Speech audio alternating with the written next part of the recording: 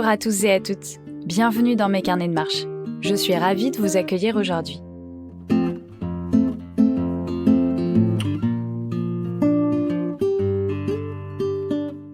Pour ce premier épisode, habillez-vous bien chaudement parce qu'on va partir dans le Massif central à la fin du mois de décembre.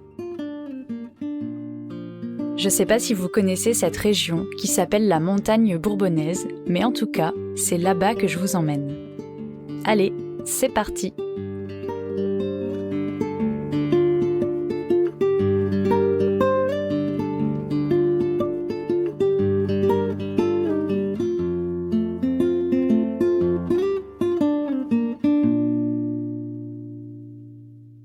Au nord du Massif central, près de 6000 personnes vivent dans une région parsemée de 14 petits villages ruraux et de hameaux isolés. Cette région, c'est la montagne bourbonnaise. Pour s'y rendre depuis la gare de Vichy, il faut vous diriger vers l'est. Vous allez traverser toute la périphérie de Vichy et les villes avoisinantes. En quittant la plaine, la route va se rétrécir et se mettre à grimper et à serpenter. Si vous avez mal au cœur en voiture et que vous roulez avec une fenêtre entrouverte, vous sentirez déjà que l'air se rafraîchit. Vous verrez que le paysage change. Bientôt, les habitations laissent place aux collines arrondies, aux forêts et aux pâturages. Au creux d'une vallée, après un virage, un clocher d'église apparaît et une vieille maison en pierre au bord d'un ruisseau vous attend. C'est ici que commence le voyage.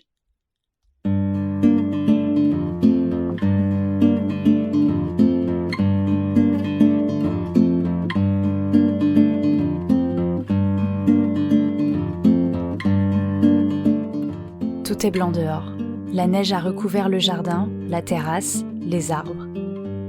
Il est 8h du matin, j'ai allumé le poêle en me levant et je finis de boire un thé bien chaud. Je savoure la chaleur qui m'entoure parce que je sais qu'elle va me manquer dans les prochains jours. Justin me rejoint et se sert un café. Et puis c'est le moment de s'habiller. On enfile nos épaisseurs de vêtements, nos habits en laine, nos doudounes, nos bonnets, nos gants épais, nos guêtres. Et on quitte la maison.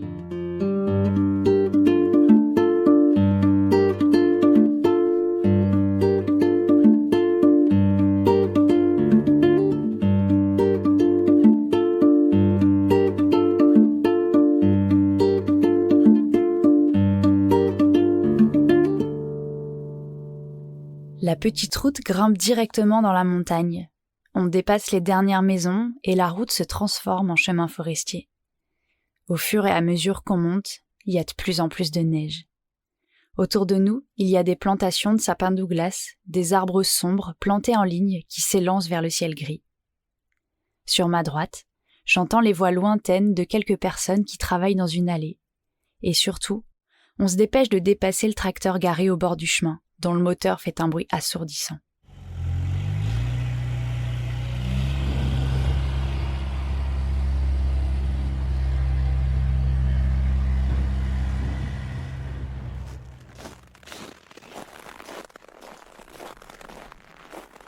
On se retrouve bientôt à un croisement de chemin. Le paysage a changé, on est entouré d'arbres élancés et de broussailles. La forêt est sauvage. Et surtout, ce qui est frappant, c'est le silence. J'ai l'impression d'entrer dans un autre monde.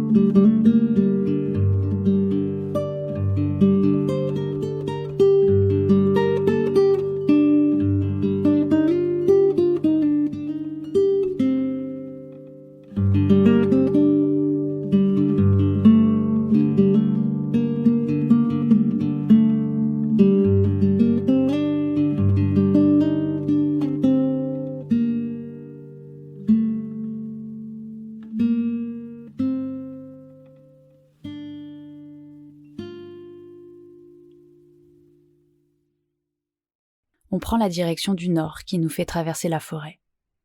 Les bruits des villages ont disparu. La poudreuse a totalement recouvert le chemin qu'on devine à peine. La neige est fine et légère. Elle s'est posée partout, sur les aspérités des écorces, sur les lichens, sur les branches. Elle a figé la forêt sous un manteau blanc et fragile. J'ai l'impression que le moindre petit coup de vent serait capable de tout faire disparaître en quelques secondes. J'avance entre les arbres, dans cette ambiance glaciale et silencieuse, émerveillée par l'harmonie qui s'offre à moi. J'ai envie de marcher sur la pointe des pieds pour ne rien déranger. J'aimerais passer sans bruit, marcher sans laisser aucune trace, pour laisser cette forêt comme je l'ai trouvée.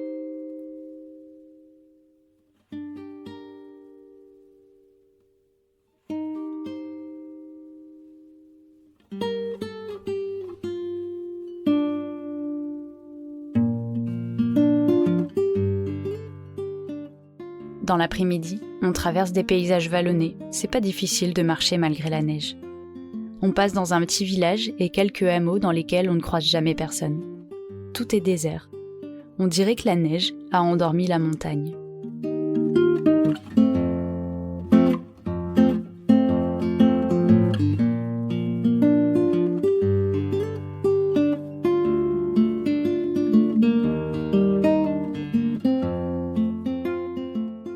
Vers 16h, la nuit va bientôt tomber. On installe notre campement au bord du chemin, dans un petit champ entouré par une haie d'arbres et de buissons. De l'autre côté du chemin, il y a une plantation de sapins dans laquelle on s'enfonce pour chercher du bois.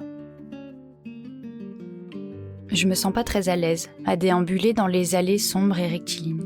J'ai l'impression que cet endroit manque de vie. Les arbres ont tous été plantés en même temps et ils forment un toit végétal qui empêche la lumière d'arriver jusqu'au sol. Alors ici, rien ne pousse à part ces sapins. Il n'y a pas de jeunes arbres pour renouveler la végétation et il n'y a pas non plus d'arbres morts pour accueillir les champignons, les mousses, les insectes, ni les animaux qui vivent ou se reproduisent au creux des troncs. En tout cas, je récupère facilement du bois. Il y a beaucoup de petites branches sèches qui sont encore accrochées au tronc des sapins. La nuit tombe et je rejoins la tente dans la prairie, les bras encombrés par les branchages.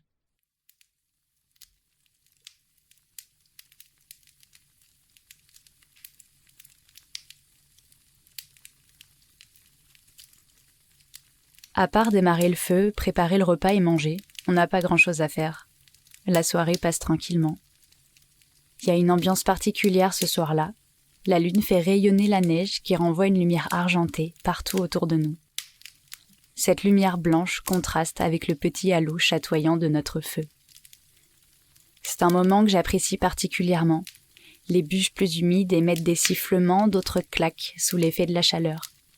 Parfois, il y a des petites escarbilles qui s'échappent dans la nuit. Rapidement, l'humidité commence à tomber sur nos vêtements. On ne va pas pouvoir rester longtemps sous peine d'être mouillé par la rosée. Bientôt, il faudra donc étouffer notre brasier pour aller dormir. Mais pour l'instant, je me sens bien près du feu.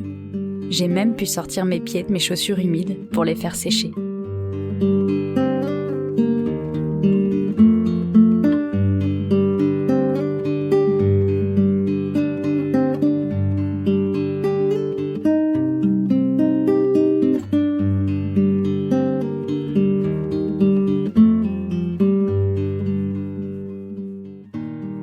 Sous la tente, sans l'auréole de chaleur diffusée par le feu, la nuit est glaciale. Je suis emmitouflée dans mon duvet. J'ai serré la capuche tout autour de mon visage. Il n'y a plus que mon nez qui dépasse, mais c'est pas suffisant. Le froid me saisit. Il me colle à la peau. Mes pieds sont gelés, j'arrive pas du tout à les réchauffer. Les heures passent lentement et je me réveille souvent. La lune rayonne toujours et je peux deviner sa trajectoire grâce à la lumière qu'elle propage sur la tente. Au milieu de la nuit, elle disparaît, comme engloutie par le froid.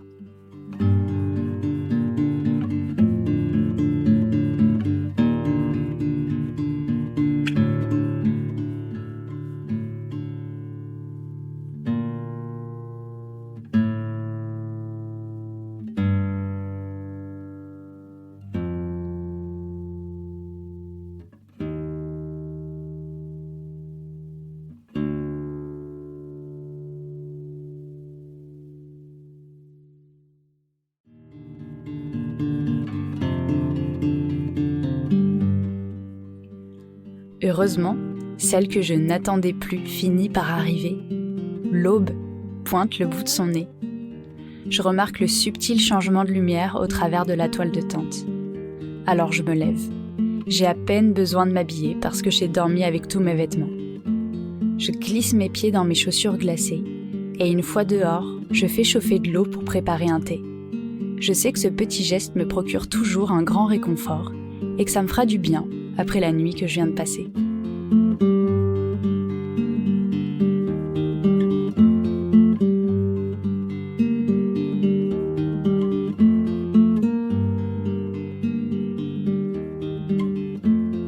Avec Justin, on est debout dans la neige devant la tente avec nos taches chaudes entre les mains et on fait le point.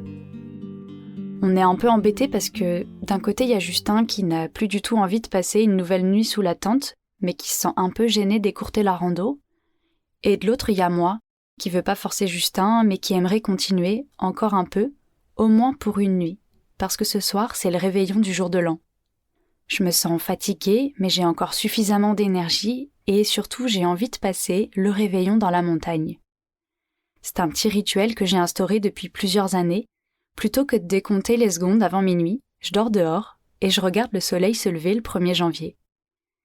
Ça fait des années que je fais ça fait des années que ce sont des souvenirs merveilleux pour moi et j'ai envie de pouvoir le faire cette année aussi. Alors finalement, on trouve un compromis. On va dormir encore une nuit dehors et on va se rendre dans une vieille bergerie qui est abandonnée dans la montagne. C'est un endroit qu'on connaît bien, on l'aime beaucoup et surtout, on sait qu'on sera à l'abri, à la fois du vent, à la fois de la neige.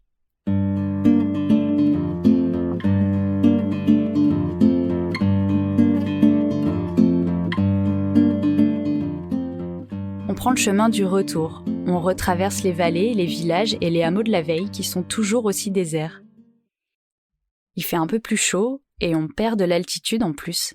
Donc ça nous change drôlement, on arrive même à enlever nos doudounes dans l'après-midi. Toute la neige est en train de disparaître. Le paysage s'est métamorphosé, on voit les champs, on aperçoit la végétation. La neige fond tellement vite que certains chemins se transforment en petits ruisseaux éphémères dans lesquels nous devons avancer. L'eau se creuse un passage dans la terre et entre les cailloux. Elle dévale la montagne à toute allure.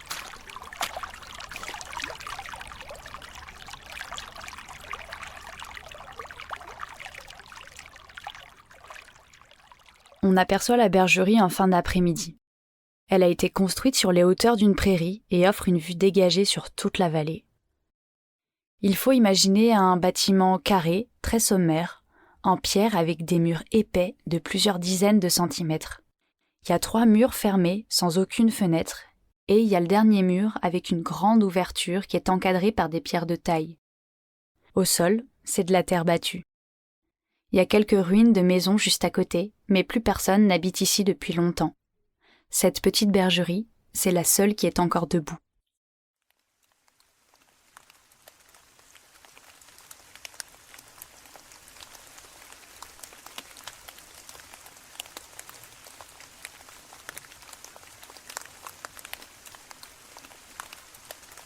Une fois qu'on est arrivé, on se dépêche de remplir nos gourdes à la source et de trouver du bois avant que la nuit tombe. On rentre s'abriter assez rapidement parce qu'on se fait surprendre par une averse. Et pendant que la nuit tombe, la température diminue et la pluie se transforme en neige. On entend les gros flocons qui se posent juste devant l'entrée de la bergerie en faisant un bruit feutré. Mais on se concentre sur le feu. C'est plus compliqué que la veille parce qu'on n'a pas trouvé de petits bois secs. Mais on y arrive. Et quand je commence à voir les flammes qui prennent de l'assurance, je suis soulagée. Je comprends que je vais pouvoir passer une soirée au chaud et mettre mes pieds devant. Ça promet d'être une belle soirée pour ce réveillon du Nouvel An. On se prépare à manger, on choisit notre meilleur plat lyophilisé parmi tous ceux qu'on avait emmenés. Parce qu'il faut savoir qu'on devait partir 5 jours à l'origine, donc on a pléthore de nourriture. On cuisine le plat qui nous fait le plus envie. Je me souviens plus très bien de ce que je mange, mais je sais qu'en dessert, on a grignoté du chocolat. Alors c'est sûr que c'est pas de la grande cuisine, mais je trouve ça chouette. Il y a une ambiance très douce qui se dégage de cette soirée. Ça me fait vraiment plaisir d'être ici et je trouve qu'on partage un moment privilégié avec Justin. À part nous, il n'y a personne sur cette colline. À part notre feu, il n'y a aucun bruit, et il n'y a aucune lumière non plus. Dehors il neige, et nous, on est à l'abri dans cette petite bergerie qui brille dans la montagne. Avec le feu, tout est doré à l'intérieur, et les flammes dansent sur les murs.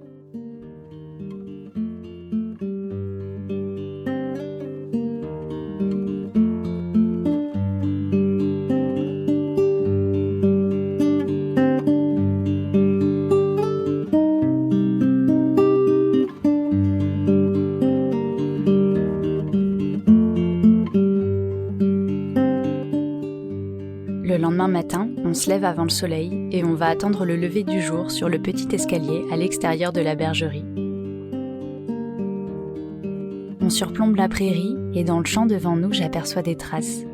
Je pense que c'est un chevreuil qui est passé par là plus tôt dans la matinée et qui a laissé ses empreintes dans la poudreuse.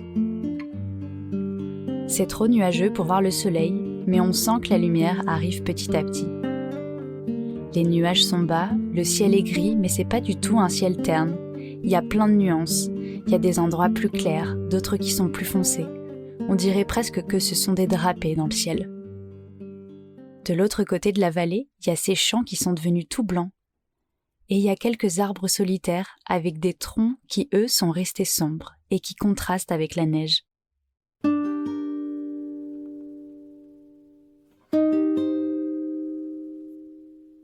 Du haut de cet escalier, les pieds dans la neige, j'ai l'impression de voir et de vivre quelque chose de particulier et d'unique.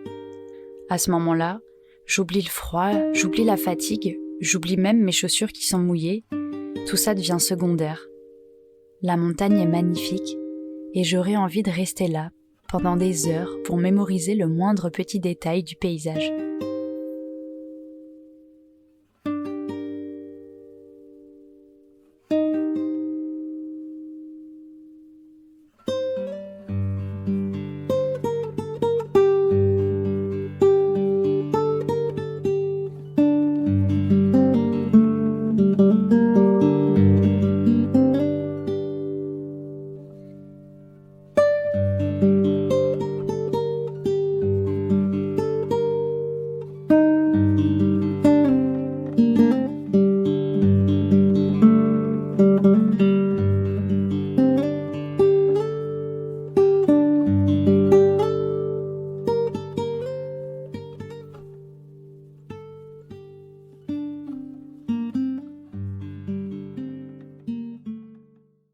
On n'aperçoit jamais le soleil, mais on souhaite quand même une belle nouvelle année.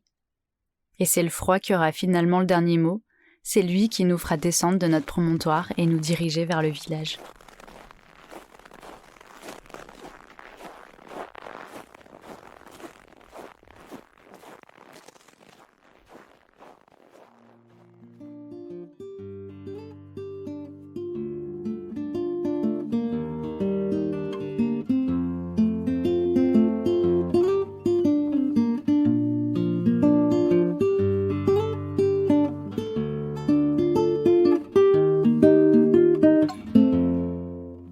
Merci d'avoir écouté ce premier épisode de mes carnets de marche.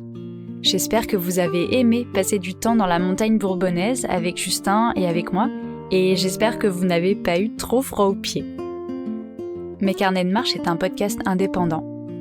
C'est Justin Berly qui compose et qui interprète les airs de guitare. Retrouvez toute sa musique sur son Bandcamp, justinberly.bandcamp.com.